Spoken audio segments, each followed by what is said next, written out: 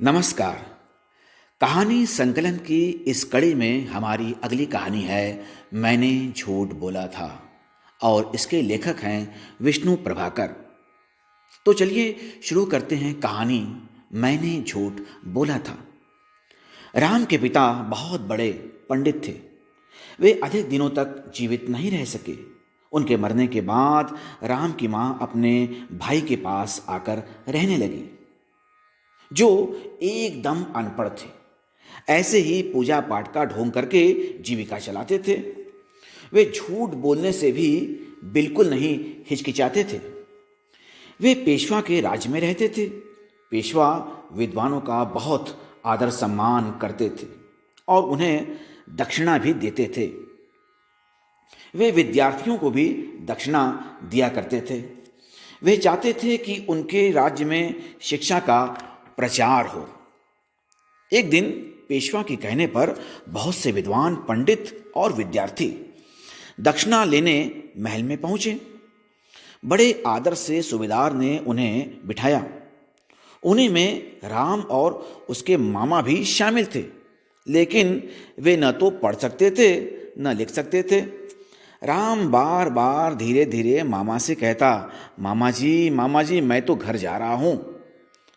पर मामा जी हर बार डांट देते, चुप रह, जब से आया है टर्र टर्र टर्र टर्र किए जा रहा है। राम कहने लगा, नहीं मामा जी, मैं यहाँ पंक्ति में नहीं बैठूंगा।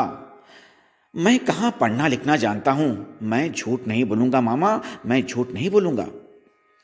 राम जब नहीं माना तो मामा ने किचकिचा कर कहा, चुप नहीं रहेगा? झूठ नहीं बोलूंगा। जैसे सच बोलने का सारा ठेका इसी ने ले रखा है। जानता है कि मैं दिन भर झूठ बोलता हूं। अरे कितनी बार झूठ बोलकर दक्षिणा ली है।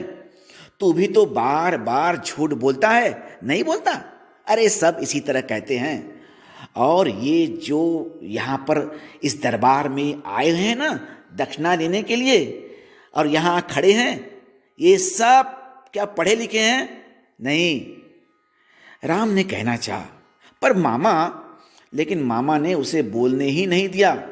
उसे डांट कर बोले, अरे खड़ा भी रहे, तेरे सत्य के लिए मैं घर आती हुई लक्ष्मी को वापस नहीं करूंगा, समझे? अरे पूरा 1 रुपया मिलेगा, बस चुपचाप खड़ा रह, अपनी बारी आने ही वाली है। तभी पेशवा के प्रतिनिधि आ पहुंचे। उनके बैठते ही सूबेदार ने विद्वानों की मंडली से कहा, कृपा करके आप एक एक करके आते जाएं और दक्षिणा लेते जाएं। सबसे पहले एक विद्वान जो थे, जिनका नाम गंगाधर जी था, वो आगे आए। सूबेदार ने उनका परिचय दिया। जी, ये हैं श्रीमान गंगाधर शास्त्री, न्याय पढ़ाते हैं। पेशवा के प्रतिनिधि ने उन्हें प्रणाम किया।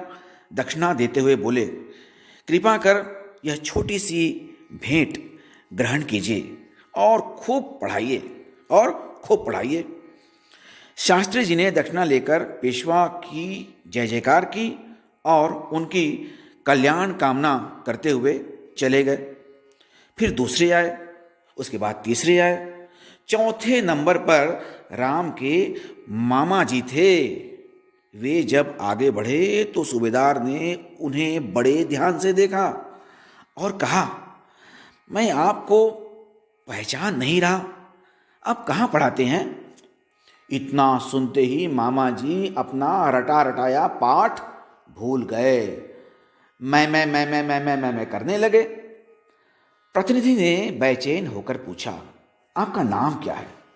क्या आप पढ़ाते हैं? बताइए ना। लेकिन मामा जी क्या बताते, इतना ही बोल पाए, मैं तो वहाँ। उनको इस तरह बौखलाते हुए देखकर सब लोग हंस पड़े।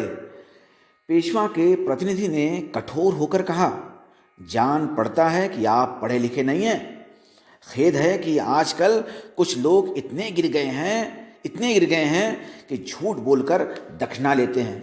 अरे आप तो ब्राह्मण हैं, आपको झूठ बोलना शोभा नहीं देता। आपको राजकोष से दक्षिणा नहीं मिल सकती, पर जो मांगने आया है उसे निराश लौटाना भी अच्छा नहीं लगता। इसीलिए मैं आपको अपने पास से भीख देता हूं, जाइए। सिर झुकाए मामा जी भीख लेकर भारी कदमों से बाहर चले गए। कुछ देर बाद विद्यार्थियों की बारी आई।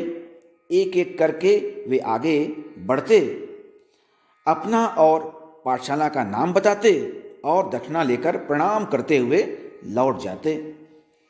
राम भी इसी तरह आगे बढ़ा, लेकिन सहसा कुछ बोल नहीं सका।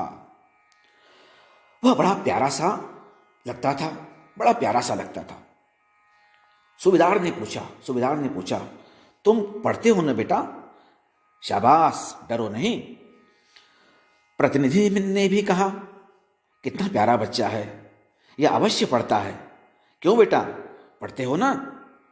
राम ने हिचकिचाते हुए कहा, जी।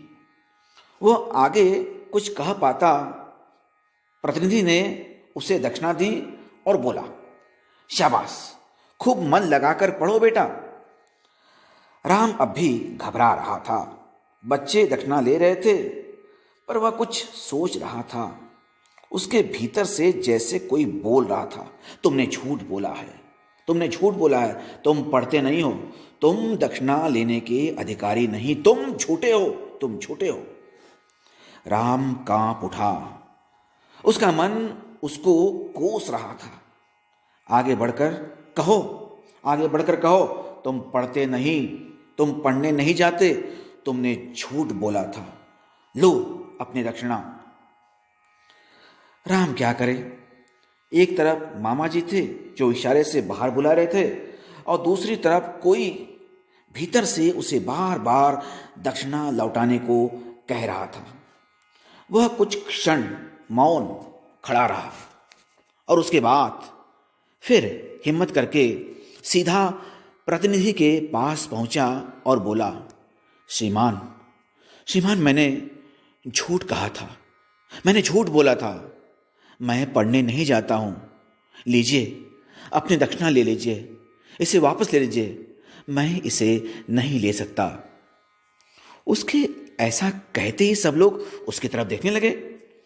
वे बड़े हैरान थे, लेकिन वे जब तक कुछ समझ पाते, राम वहां से भाग गया।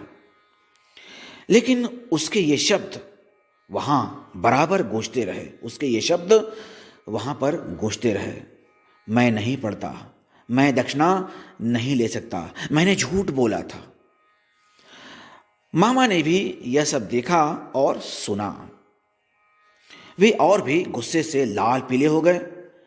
वे राम को पकड़कर सीधे उसकी मां के पास ले गए और बोले, कान खोल कर सुन लो, मैं तुम लोगों को अब अपने यहां नहीं रख सकता।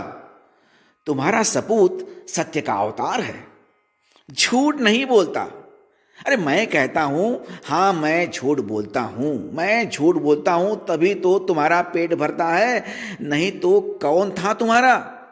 भीख भी नहीं मिलती तुम लोगों को। बेचारी मां तो कुछ भी समझ नहीं पा रही थी, वो तो कुछ भी नहीं जानती थी। घबरा कर बोली, क्या बात है भैया, आखिर क्या हुआ? राम ने क्या किया? उसने कुछ किया क्या? मामा आकड़ कर बोले, पूछो, इसी से पूछो, हाथ में आई दक्षिणा लौटा आया है। बाप श्रीमान सबको अनाथ बनाकर चले गए। देखो कह देता हूं, मेरे घर में टकसाल नहीं खुली है। मां की समझ में फिर भी कुछ नहीं आया। भाई के गुस्से को शांत करने के लिए बोली, भैया आप गुस्सा न करें, आपके सिवा हमारा कौन है? हम अनाथों को आपने ही तो शरण दी है। मामा ने व्यंग किया, मैं शरण देने वाला कौन हूं? अरे मैं तो झूठ बोलता हूं, पूछो ना अपने बेटे से। आज इसने सबके सामने मेरा अपमान किया है। मां सकपका गई और गुस्से से बोली, क्यों रे राम, क्या तूने अपने मामा का अपमान किया है? तू इतना गिर गया, बोलता क्यों नहीं? बता, क्या किया तूने, जल्दी बता।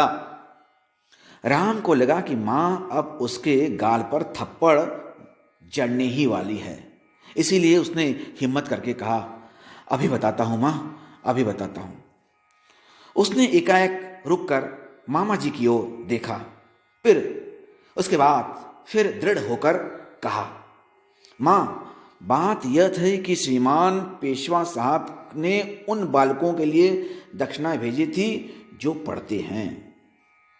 उसने कहा कि माँ, बात ये थी कि श्रीमान पेशवा साहब ने उन बालकों के लिए दक्षिणा भेजी थी जो पढ़ते हैं। माँ, मैं तो पढ़ता नहीं। मामा ने मुझसे कहा कि मैं झूठ बोलकर दक्षिणा ले लूं। मेरा मन नहीं करता माँ, मेरा मन नहीं करता था, पर मामा के बार बार कहने पर मैंने दक्षिणा ले ली। लेकिन तब से बार बार मेरे अंदर एक आवाज गूंजने लगी, राम, तूने झूठ बोला है, तूने झूठ बोलकर दक्षिणा ली है। मैं घबरा गया माँ, मैंने वह दक्षिणा लौटा दी। अब तू ही बता, अब तू ही बता माँ, मैंने इसमें किसका अपमान किया है? राम बोलता रहा, माँ चुपचाप सुनती रही। माँ की आंखें गीली तो हो ही गई थी, पर खुशी से चमक रही थी।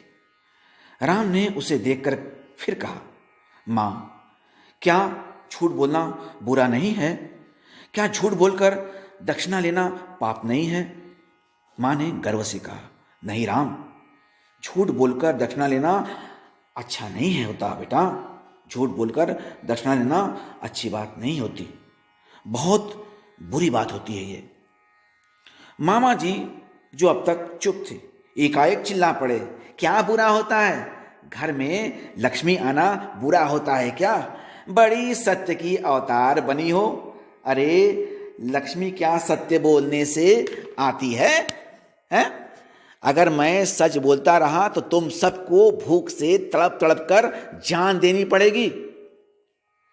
यह जो तुम लोग 2 समय की दाल रोटी खाते हो ना, और इसका जो मैं जुगाड़ करता हूं ना, वह सच बोलने से नहीं हो सकता।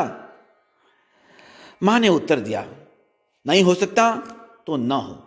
मैं झूठ बोलकर पेट भरने से सच बोलकर भूखी मरना कहीं अच्छा समझती हूं। यह सुनकर मामा के क्रोध का ठिकाना नहीं रहा। वे लाल पीले होकर बोले, हैं कि मरना अच्छा समझती है? मरना अच्छा समझती है तो मर, लेकिन मैं तेरे साथ नहीं मर सकता। मैं जाता हूं। मामा पैर पटकते हुए वहां से चले गए। एक बार तो मां को लगा कि उन्हें बुला ले और राम को डांटे, पर दूसरे ही क्षण उसको राम पर गर्व हुआ, अभिमान हुआ। राम के सिर पर हाथ फेरते हुए उसने अपने आंसू पोंछ लिए। राम मां की ओर देखकर मुस्कुराया और बोला, मां, तू डर मत, तू बिल्कुल डर मत मां, मैं अब पढ़ूंगा। सूबेदार साहब के लड़के को गुरुजी पढ़ाते हैं, मैं भी वहीं बैठकर पढ़ूंगा। वहाँ फीस नहीं देनी पड़ती माँ, वहाँ फीस नहीं देनी पड़ती। फिर मैं काशी जाऊंगा, शास्त्री बनकर लौटूंगा। सचमुच वह बालक एक दिन काशी से शास्त्री बनकर ही लौटा। मराठों के इतिहास में वह बालक राम शास्त्री के नाम से प्रसिद्ध हुआ। सच बोलने के कारण राम शास्त्री एक दिन न्यायमूर्ति बने और सच बोलने के लिए ही एक दिन उन्होंने चुपचाप यह पद छोड़ दिया, लेकिन सच को उन्होंने कभी नहीं छोड़ा। तो देखिए, इस कहानी के द्वारा हम समझ सकते हैं कि झूठ और सच में कितना अंतर होता है, और झूठ झूठ होता है, सच सच होता है। कहते भी हैं कि सत्य परेशान हो सकता है लेकिन पराजित नहीं हो सकता। तो ये जो कहावत है यहाँ पर पूरी तरह से चरितार्थ होती है, किस प्रकार से सत्य बोल करके वो जो बालक था राम कैसे एक दिन महान विद्वान बना और राम शास्त्री के नाम से प्रसिद्ध हुआ। तो चलिए, ये कहानी यहीं पर समाप्त होती है। अगली कहानी के लिए हम आपसे फिर मिलेंगे। धन्यवाद।